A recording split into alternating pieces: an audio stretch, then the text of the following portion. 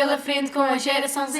Vem aprender, não podes perder. Todas as sextas-feiras, Geração Z, o vosso podcast.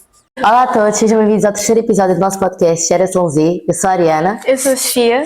E hoje temos aqui um grande convidado, o Wagner Silva.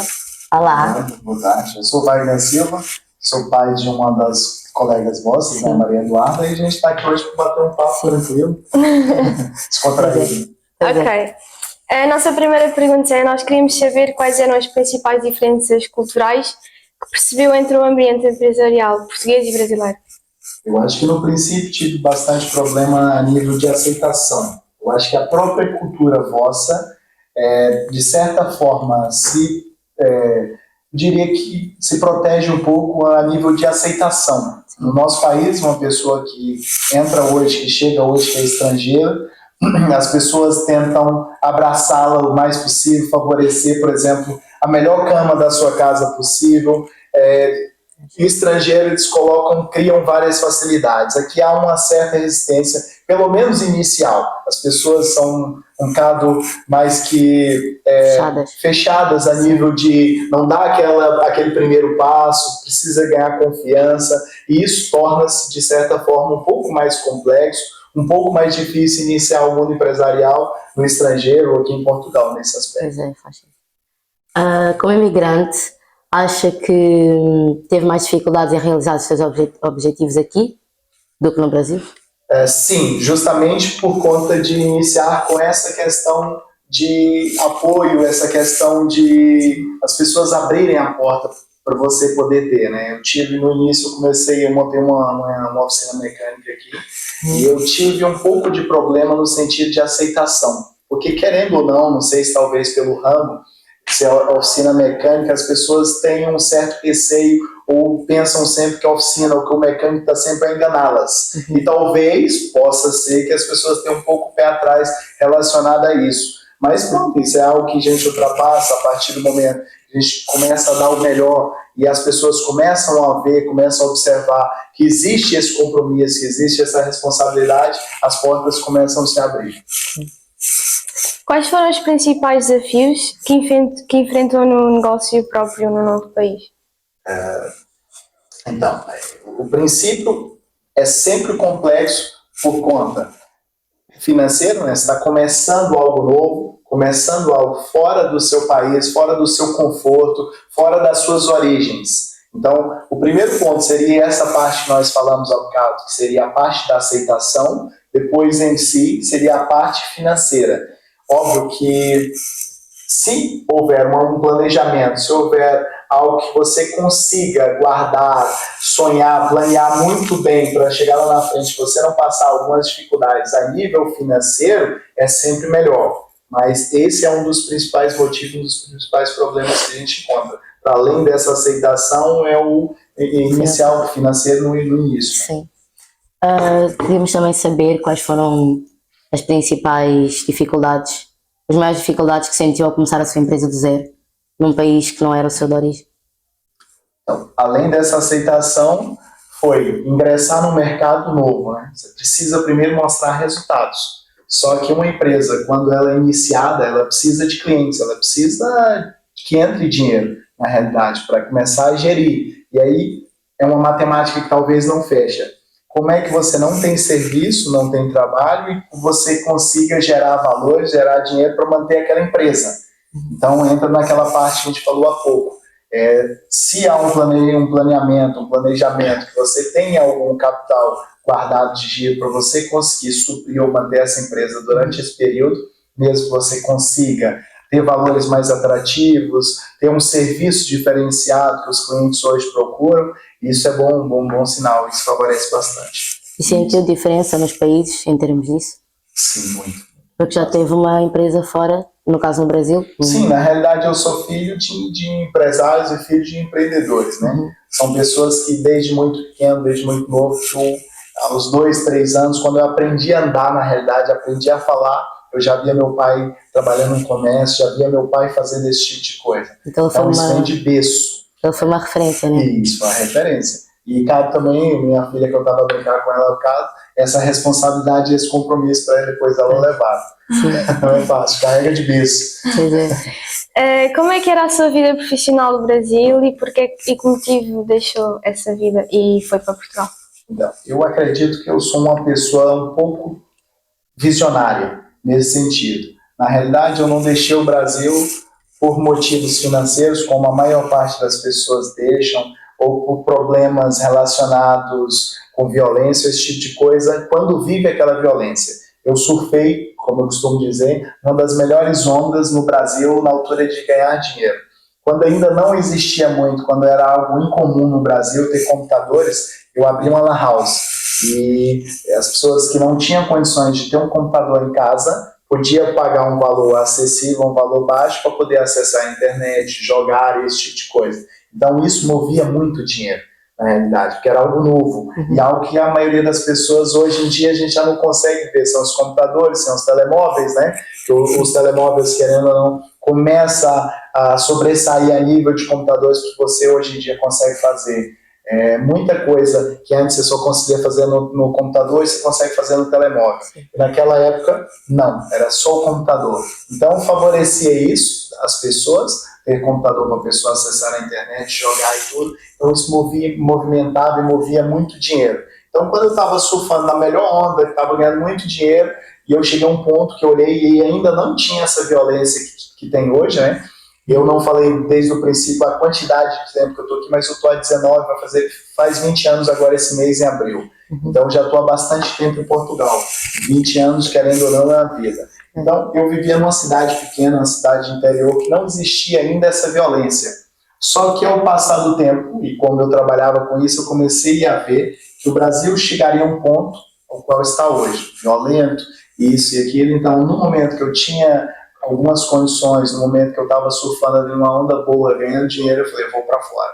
E depois escolhi Portugal pela facilidade do idioma e o clima, né, que é bem próximo daquilo que a gente tem no Brasil. Quais são os valores fundamentais que orientam a sua empresa? Como é que os implementa no seu dia a dia?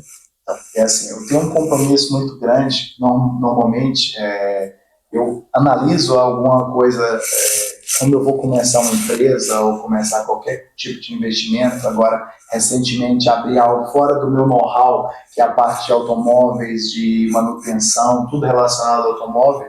Então, agora eu entrei para a parte de restauração, um bar, um restaurante, e isso fugiu completamente daquilo que eu estava habituado a fazer, isso, da minha zona de conforto. Eu não tinha experiência nisso. Então, para que isso fosse possível, para que eu conseguisse entregar algo bom para os clientes, algo bom para as pessoas, então eu vi as dificuldades, os problemas que a gente tem, por exemplo, na restauração.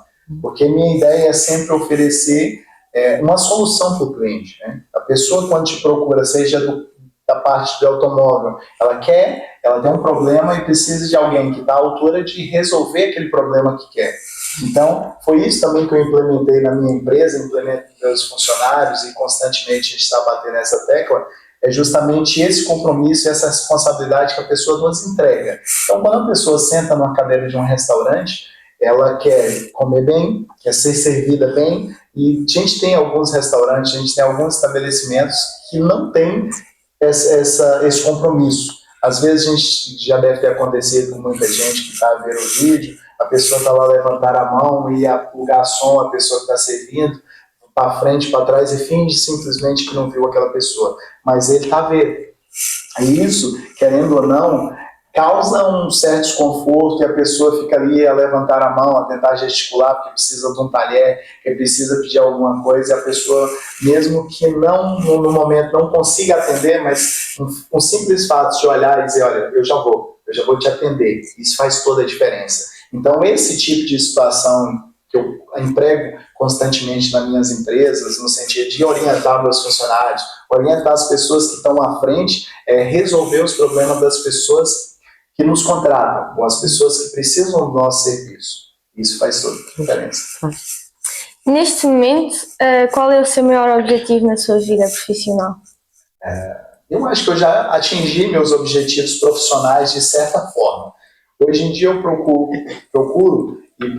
né, passar esses valores, passar essas coisas para os meus filhos e montar pessoas que sempre passam na minha vida, seja como funcionário, seja como amigos ou pessoas que acompanham esse lado meu empreendedor para fazer a diferença. Que eu costumo sempre dizer com as pessoas, independente daquilo que você faça.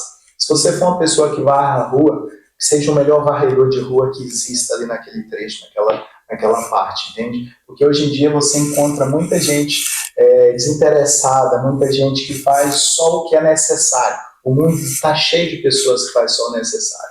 A gente precisa fazer além do mais. Então, se você é pago para varrer a rua, varra como deve ser, deixa aqui tudo de uma forma que as pessoas olhem e falem assim, passou uma pessoa aqui que varre uma rua de uma forma diferente. E isso abre portas. Porque muita gente pensa, eu sou varredor de rua, estou aqui varrendo uma rua, e querendo ou não, isso não me leva a lado nenhum. Mas talvez o fato de varrer a rua pode não te levar, mas passa outra pessoa que tem um escritório, passa outra pessoa de uma outra função diferente e olha e diz, poxa, se essa pessoa varre a rua desse jeito, imagina essa pessoa no escritório, como não seria essa pessoa? Se o compromisso que você tem com uma coisa pequena é grande, imagina em algo grande, o que você pode fazer.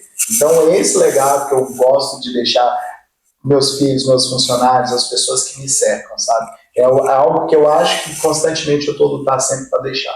Acho que também será uma grande referência para os seus funcionários, né? Eu espero que sim, pelo menos até então tem sido, eu luto para isso. Né? Sim. Gostaríamos que partilhasse connosco um momento muito marcante que foi na sua carreira profissional ou pessoal, que tem marcado na sua memória. É assim, algo que ficou muito foi quando eu comecei nesse ramo de empreendedor e você não está preparado, ou talvez na vestimenta, ou talvez não consiga, quando a pessoa olha, te identificar que você é isso ou que você é aquilo. Uhum. E algo que ficou muito marcado na minha mente as pessoas julgam às vezes as pessoas sem pelo menos tentar conhecer ou saber quem são. Então eu tinha um espaço muito grande, aquilo me pertencia, eu tinha alugado um espaço que cerca de 15, 16 anos atrás era preciso um compromisso muito grande, eu pagava um valor de renda muito alto e eu tinha tudo aquilo na minha responsabilidade.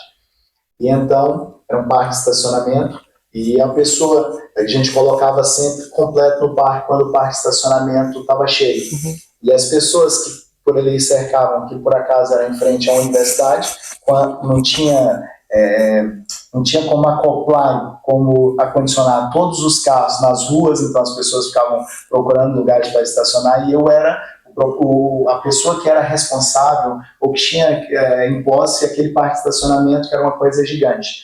E uma pessoa viu o parque completo e me pediu se eu conseguia deixar ele colocar o carro lá dentro. Eu falei, sim, a gente pode colocar lá o carro, mas a única condição, eu preciso que me deixe a chave do carro. E na hora que ele foi deixar a chave, ele falou, não, aceito, tá bom, porque eu falei, eu vou colocar o carro seu em frente a outro carro. Então eu não sei quem vai sair primeiro, eu não conheço outro cliente. Se a outra pessoa que já está bem estacionada quiser sair, eu preciso tirar o seu carro. E ele na altura concordou. E ele deixou o carro em frente a outro carro, e quando ia sair, ele fez que não lembrava da chave. Imagina o transtorno que seria se eu deixasse ele estacionar e o outro chegasse primeiro. E eu disse, olha, eu preciso da chave. E aí ele virou e, num tom irônico, disse, olha, eu vou deixar a chave no meu carro, mas não fuja com o meu carro, não. Tipo, só de uma forma irônica, pensando, tipo, da forma que ele falou, ser um empregado. Se roubar o carro. Isso. E naquele momento, bateu, tipo, depois eu repensei, talvez não fui muito agressivo no sentido de falar palavras erradas ou no sentido de ofendê-lo, mas a resposta que eu dei, eu acho que até o dia de hoje, assim como eu lembro, ele deve lembrar. Aí eu falei, olha, você está vendo aqueles carros, 4 carros que estão lá no fundo? O pior carro daquele é melhor do que o seu. E todos aqueles 4 carros são meus. E eu não tenho motivo nenhum para fugir com o seu. Se deixaria os meus 4. E nessa hora ele ficou assim, tipo, em choque. Ele nem conseguia responder, não, eu estou a brincar e não sei o quê. Só que o tom e a forma com que ele pregou naquela hora, na realidade, ele tentou, de certa forma, me ofender. Só que naquela altura, como eu estava começando, eu trabalhava, eu fazia tudo, então eu estava ali numa situação tipo, que ele me olhava e não conseguia distinguir se era funcionário ou era patrão. Porque até os dias de hoje, eu sempre, nas minhas empresas, Eu tento sempre colocar uma aproximação, porque uma empresa para funcionar é preciso de tronco, membros, uma cabeça, tronco e membros, né? É preciso de um conjunto. Então, eu acho que eu não tenho essa diferença do meu funcionário. Eu estou na restauração, a gente está trabalhando lá na minha secretaria, no meu espaço. Chega uma pessoa que é um patrão e não sei o que, eu não me coloco superiormente a essas pessoas, porque, na realidade, eu preciso dos meus funcionários, eu preciso de um corpo que faça aquilo tudo acontecer. Então, eu tento ao máximo possível evitar essa... Óbvio que tem coisas e situações que tem que ser eu, o proprietário, a decidir se é certo, se é errado, se faz ou se não faz, mas na maioria das coisas eu tento sempre colocar uma aproximação ali bem perto mesmo, para a gente poder trabalhar e ter um ambiente agradável. Teve algum apoio de uma pessoa ou instituição no início da sua atividade profissional? É outra coisa que é muito difícil no sentido de empreender. É algo muito complexo. Eu hoje sou grato às pessoas que me deram a oportunidade, às pessoas que, por exemplo, me abriram a porta para trabalhar e me pagaram certo. Eu já sou grato a esse tipo de pessoa, porque é muito complexo, é muito difícil você encontrar essa abertura e essa facilidade, essa ajuda, de certa forma, sem nada em troca. Porque hoje em dia, vocês podem ver, vocês ainda são novos, e vai acompanhar isso, você pode ser manicure, você pode ser uma ótima manicure. Os seus amigos não querem pagar o preço de uma manicure lá fora porque você é amiga dele. E não quer pagar o preço. A sua família, por mais que você seja uma manicure boa, não vai fazer a unha com você. Infelizmente, é assim. Vai fazer unha com outro, que valorizam as pessoas que estão lá fora. Então, essa ajuda e esse impulsionamento inicial é muito complexo. Eu falo sempre para as pessoas, não espere muito isso. Se prepare para uma tempestade. Ao final, se cair 3 ou 4 gotas de água, tá tranquilo, mas se preparou para uma tempestade. Prepara para correr 20 quilômetros. Se você tiver que correr 5, é melhor, é mais fácil. Então, você está preparado para algo muito pior. Então,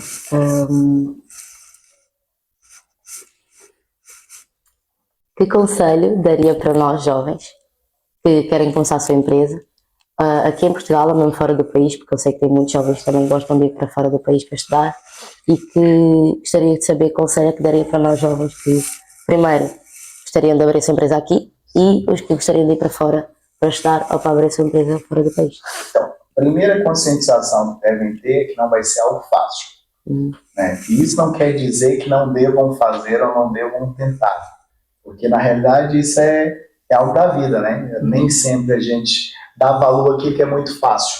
Então, empreender e abrir qualquer sistema de negócio é complexo.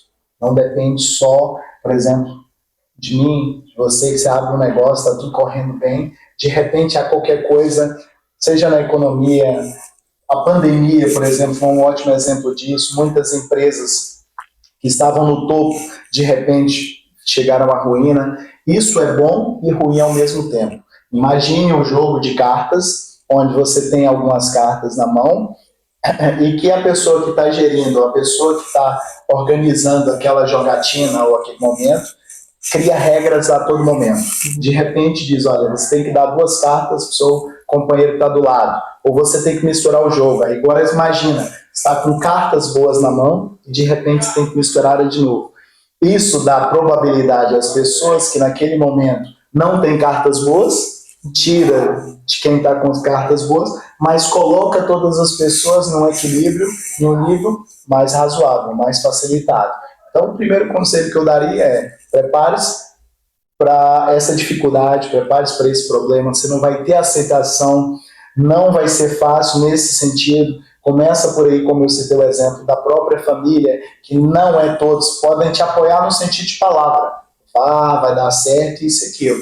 Mas no sentido de compromisso, de te ajudar financeiramente ou contribuir de certa forma mais eficaz com aquilo que você faz, talvez possa ser que não aconteça. Então você tem que estar pronto psicologicamente para ir para isso, se acontecer, entende? Você teve ajuda no início no Brasil, no início da sua empresa? Também não. Eu sou de uma família pobre, como eu disse no princípio, e essa minha família são pessoas comerciantes. Essas pessoas faziam de tudo, trabalhavam e batalhavam tudo, então não conseguiam me dar de certa forma, estrutura. Até a estrutura. Para eu poder estar aqui hoje em Portugal, fui eu próprio que criei, entende? Então, mas isso funciona e vai sempre funcionar em uma forma de combustível para você lutar, para você correr atrás das coisas, né?